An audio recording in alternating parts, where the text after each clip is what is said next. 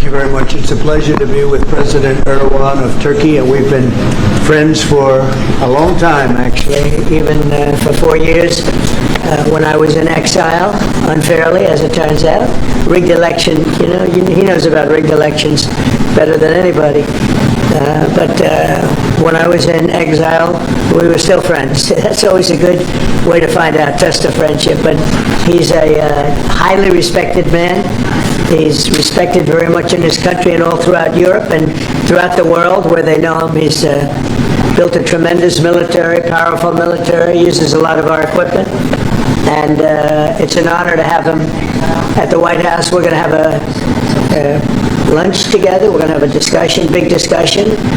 We do a lot of trade with Turkey, and we're going to continue. We're going to do some additional trade. They want to buy F-16s, F-35s, and some other things, and we're going to talk to them about that. And we're just going to have, I think, a very interesting couple of hours. We're going to get a lot done. But I have great respect for this man, and we've had a very good relationship for a long time. If you remember, he led Pastor Brunson. He freed Pastor Brunson. Pastor Brunson was put in jail for 35 years before I got there. This was a group that should have stopped it, and the president, after I called him, released him, which was a great thing for our Christian community, our evangelical community. The evangelicals really wanted that. It was very important to him, so I always remembered that. But he released him from 35 years in prison. And Pastor Brunson now is healthy, happy, and well. And we're very happy about that. But it's a great honor to have the President of Turkey with us. And how are you? Fine. Say a few words. And you? Great guy. Öncelikle bu ziyaretimizi Birleşmiş Milletler Genel Kurulu'yla iç içe olan bir dönemde gerçekleştirdiğimizden dolayı arkadaşlarımla beraber çok mutluyuz. Gerek Sayın Trump'ın birinci döneminde gerekse ikinci dönemde Türkiye-Amerika ilişkilerinde farklı bir süreci yaşıyoruz. Kendilerinin de az önce ifade ettiği gibi gerek F-35 konusu, gerek F-16 konusu, gerekse Halk Bankası'yla ilgili aramızdaki ilişkiler konusunu bugün etraflıca görüşme fırsatı bulacağımıza inanıyorum. Heybeliada okuluyla ilgili ise orada üzerimize ne düşerse biz onu zaten yapmaya hazırız. Dönünce de Sayın Bartolomeo'yla bu konuyu görüşme fırsatı bulacağız. First, Mr. President, I am very pleased that this visit actually coincides with the 80th UNGA. So I am very pleased to be here with my colleagues and friends. And as we have said, during the first term of your presidency and during your second term, we are able to carry Turkey and U.S. relations to a much different level and process. And as you've said, we have an opportunity here today to be able to discuss some of the issues regarding the F-35, the F-16, and also the Halkbank case, and we will have an opportunity to thoroughly discuss them. And based on what you have mentioned regarding the Heybeliada school, we are ready to do whatever we can that falls on our part, and I will, when I get back, try to discuss this issue with the esteemed Mr. Bartolomos to discuss how we can move forward on that. Okay, very good. I would like to be able to do that. The Greek Orthodox Church was here, and they would really like to have some help. They need some help, and I said I'd mention it. We appreciate it. So this is a tough man. This is a guy who's highly opinionated. Usually I don't like opinionated people, but I always like this one. But he's a tough one, and he does an amazing job in his country. And we've had tremendous relationships, both having to do with war and having to do with trade. And I guess today we're talking about both. I'd like to have him stop buying any oil from Russia while Russia continues this rampage against Ukraine. And they've been fighting. They've lost millions of lives already, and for what? For what? It's disgraceful. And I said yesterday, let it keep going because their economy is absolutely terrible right now. And I think it's a shame that they're doing that, killing a lot of people unnecessarily. 7,818 people were killed last week, mostly military people, their people, and Ukrainians. More Russians, actually, than Ukraine, a little bit more. But it's such a waste of human life, and so he ought to stop. Putin ought to stop. And with that, we'll get to a little bit of a discussion. We're going to make some great trade deals for both countries. We do a lot of business with Turkey. They build great products. They build beautiful, great products, really fantastic manufacturers, and we buy a lot from them, and they buy a lot from us. Would you have any questions, please? You repeatedly called out Obama and Biden administrations for their stupid decisions. One example you gave was the refusal to sell the Patriot missile defense systems to Turkey, which resulted in the expulsion of the country from the F-35 program. Now, you are known to be a great deal maker in Turkey. What can you do to undo the stupidity? Yes. CNN. Because you sounded like a nice guy, but CNN is fake news. But you sound like the real deal to me, so I'll answer the question. We're going to be discussing the Patriot system, which is the best system. We'll discuss that. We're going to discuss the F-35. We'll be discussing all of the things that you know about and that some of that you mentioned. And I think he'll be successful with buying the things he'd like to buy. What concrete steps can you say? Well, we haven't even started yet. But I know he wants the F-35, and he's wanted that, and we're talking about that very seriously. And the F-16, we're in great shape. Certain other things he needed, as you know, and I'm going to see to it that we get that to him. He needs certain things, and we need certain things. And we're going to come to a conclusion. You'll know by the end of the day. Go ahead, please.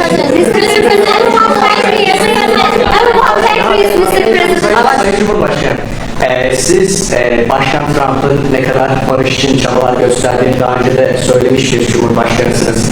Ve siz de bölgede birçok ülkeyle, birçok liderle görüşmeler, kontaklar kurabiliyorsunuz. Bu konuda birlikte nasıl çalışabilirsiniz gelecekte? Buna inandığım için zaten bunları söylüyorum. Birlikte el ele bölgedeki bu sıkıntıları aşacağımıza da inanıyorum. Mr. President, Because I haven't learned his language yet. What did he say?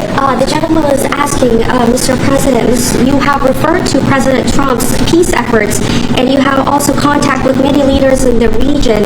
And what do you think that you can do about this? And Mr. President has said that, yes, I believe in the peace efforts that President Trump is leading, and together we will be able to overcome the challenges in the region. I think it's true. He's got tremendous influence in the region. Yeah, please. Mr. President, when are you planning to lift tougher sanctions against Turkey? Against sanctions against Turkey? Could be very soon. If we have a good meeting, almost immediately. Mr. President, are you going to impose tougher sanctions on reviewing tariffs on U.S. goods? And what impact it would be in U.S. production? Where are you from? Turkey. I see. We have a lot of people from Turkey here. Because I like the questions very much, actually. They're very nice questions. We'll see about tariffs. We're going to be talking about tariffs. You already removed that. Well, we're going to be talking about that. Tougher sanctions on Russia, even if not all NATO countries stop purchasing Russian oil? We're going to be seeing about that. The NATO countries were disappointing in that regard, but they've been very amazing in other ways. They did, as you know, they went from 2% to 5% GDP, and that's a big step, and it's paid. I mean, they have the money there. We're selling a tremendous amount of military equipment to NATO. We're selling. We're not giving like Biden did. We're selling it to NATO, and it's a lot. They're buying a lot, and I assume they're giving it to Ukraine. They could buy it for other reasons too, but I assume they're giving most of it to Ukraine. But they're buying highly sophisticated weaponry, and they're paying for it full price. And that's how we're involved. Biden gave $350 billion. Look, this war would have never started if if I were president. If I were president, this war would never be happened. It would have never happened. Yeah. Mr. President, I'd like to talk about Gaza. Are you on the same page, Mr. Erdogan, for Palestine, Israel? Well, I don't know his stance. I can't tell you about that. I just say that we want to get Gaza over with. I had a great meeting with the leaders of that area, of that region, generally speaking, the Middle East. We had a great meeting the other day at UNGA, as you know, and I think we're close to getting some kind of a deal done. Yeah, we want to get the hostages back. I have to get the hostages back. We're the ones that got the hostages, all of them that we have now. But it looks like there are 20 living hostages and probably 38 or so dead hostages. Pretty sad. And the parents of those dead souls, those dead, mostly men, boys, in many cases like literally boys, they want those bodies back so badly, as much as though they were alive. And so we had a very good meeting with the representatives of the most powerful countries in the Middle East, and I think we're going to be close to a deal.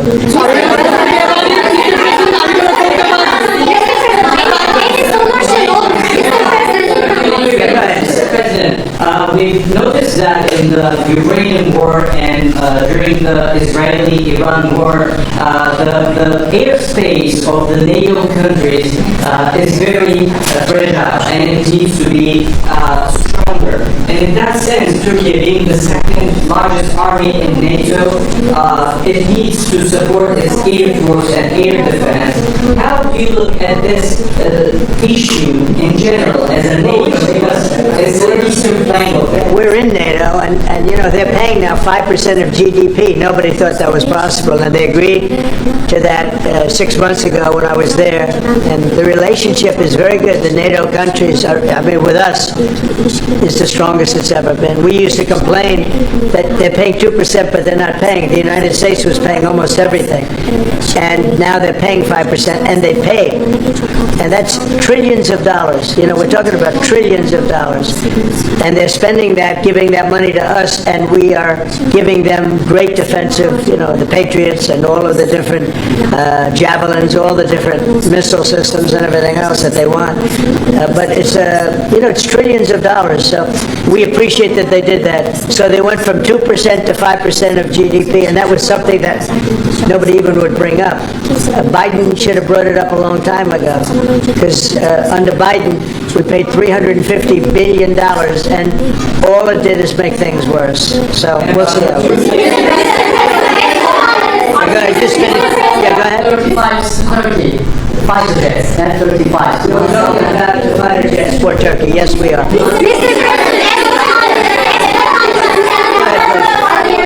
Are we going to see any steps going to be taken today about the issue, about the things that are going on in the Gaza Palestine? Are we going to? It could be today. Yeah, it could be today.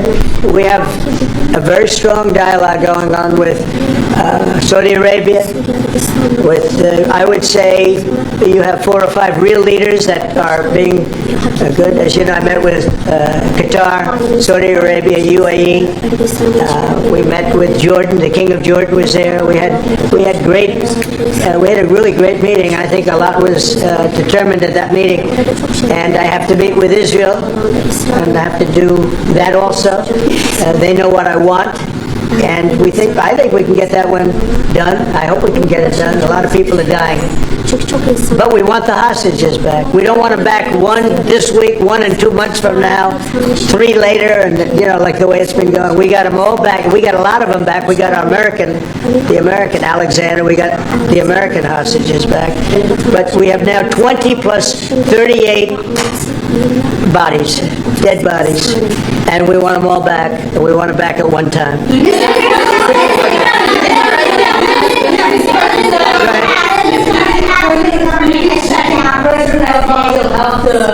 The hostages in Do I think what? the hostages I don't know if he'll help in that. I don't really think we have, I don't think it'll be necessary in this case. I think we're going to be in a pretty good position. There are a lot of people that want that done. I met with great leaders. Look, over, you saw the people that were there. And great leaders. Egypt was also represented. We met with the leaders of that part of the world, and they want to see if they can get something done. And I'm going to have to tell Israel, let's go. We want to get the hostages back. Everybody wants to see that war over with, by the way. Everybody. So we're going to see what happens.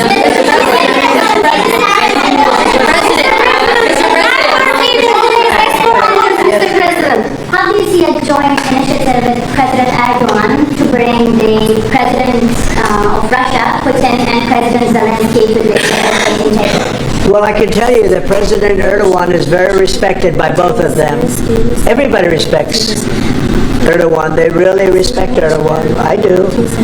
And I think he could have a big influence if he wants to. Right now, he's very neutral. He likes being neutral. So do I like being neutral. But he's somebody that if he got involved, the best thing he could do is not buy oil and gas from Russia. If he did that, that would be probably the best thing. He knows Putin like I know Putin. I thought Putin, I settled, as you know, 7 wars, and it's probably more than that if you really want to know the real facts, but 7 wars, and I thought this would be among the easier ones to settle. But I'm very disappointed in Putin. And he's been fighting hard, he's been fighting long, and they lost millions, they lost like 1 million soldiers. And you know, with all of the heavy bombardment over the last 2 weeks, they've gained almost no land. Think of that. They've gained almost no land. And I'm not going to ever call anybody a paper tiger, but Russia spent millions and millions of dollars in bombs, missiles, ammunition, and lives. Their lives. And they've gained virtually no land. I think it's time to stop. I really do.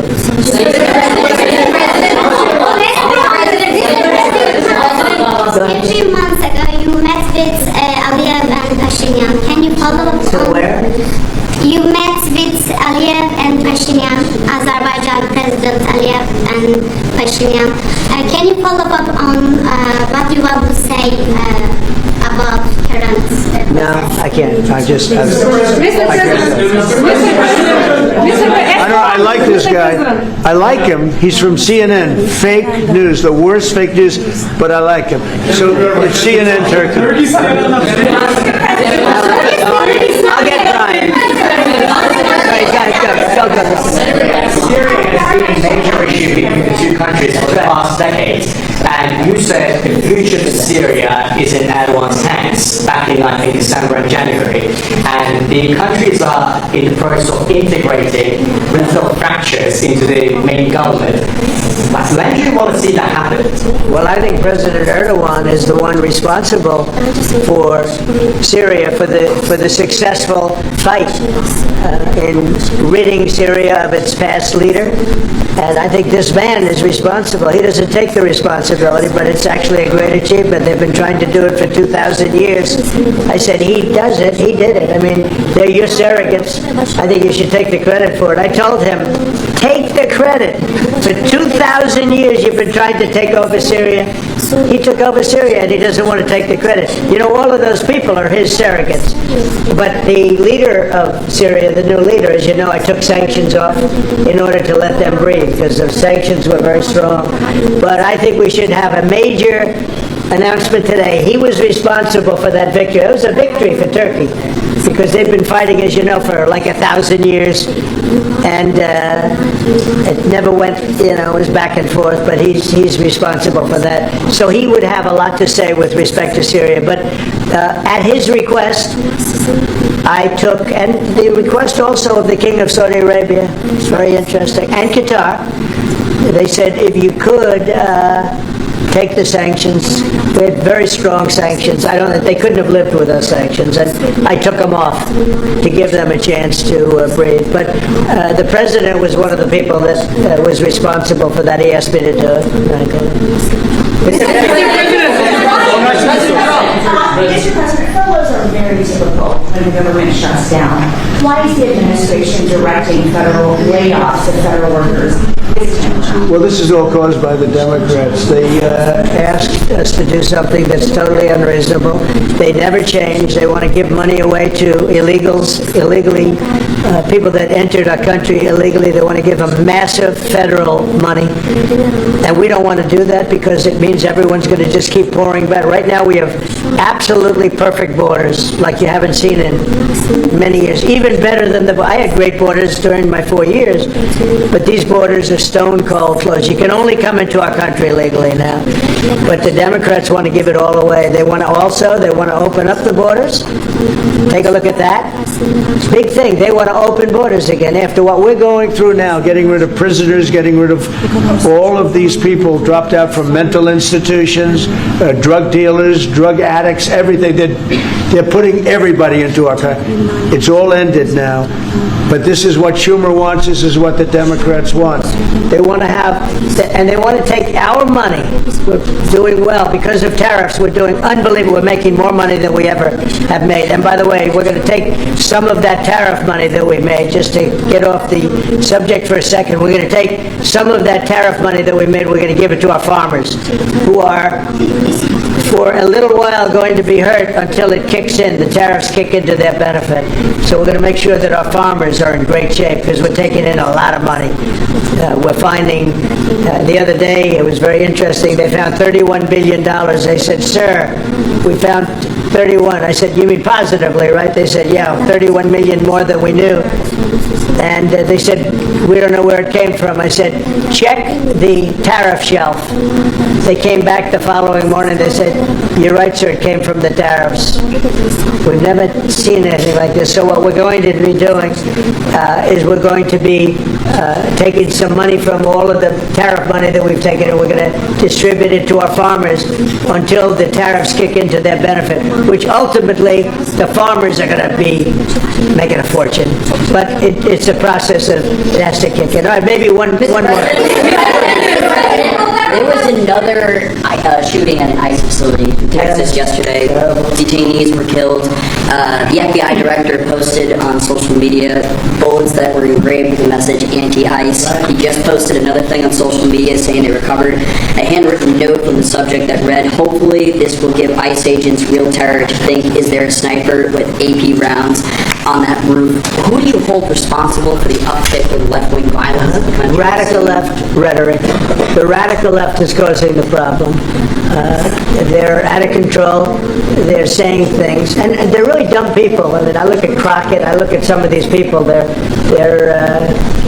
very low IQ people, actually. But the radical left is causing this problem, not the right, the radical left. And it's going to get worse, and ultimately it's going to go back on them. I mean, bad things happen when they play these games. And I'll give you a little clue. The right is a lot tougher than the left. But the right's not doing this. They're not doing it, and they better not get them energized, because it won't be good for the left. And I don't want to see that happen either. I'm the president of all the people. But the radical left is causing this. The radical left Democrats are causing this problem, and it gets worse. It gets worse. And it'll be a point where other people won't take it anymore, and that will not be good for the radical left. And we don't want that. Okay, thank you. Mr. President, it seems like an indictment of James Comey is imminent. Would this be the first step in accountability for pushing the hoax of Russia, along with Barack Obama involved as well? Well, I can't tell you what's going to happen because I don't know. You have very professional people headed up by the Attorney General, and Todd Blanche, and Lindsay Halligan, who's very smart, good lawyer, very good lawyer. They're going to make a determination. I'm not making that determination. I think I'd be allowed to get involved if I want, but I don't really choose to do so. I can only say that Comey's a bad person. He's a sick person. I think he's a sick guy, actually. He did terrible things at the FBI. And but I don't know. I have no idea what's going to happen. Thank you very much, everybody.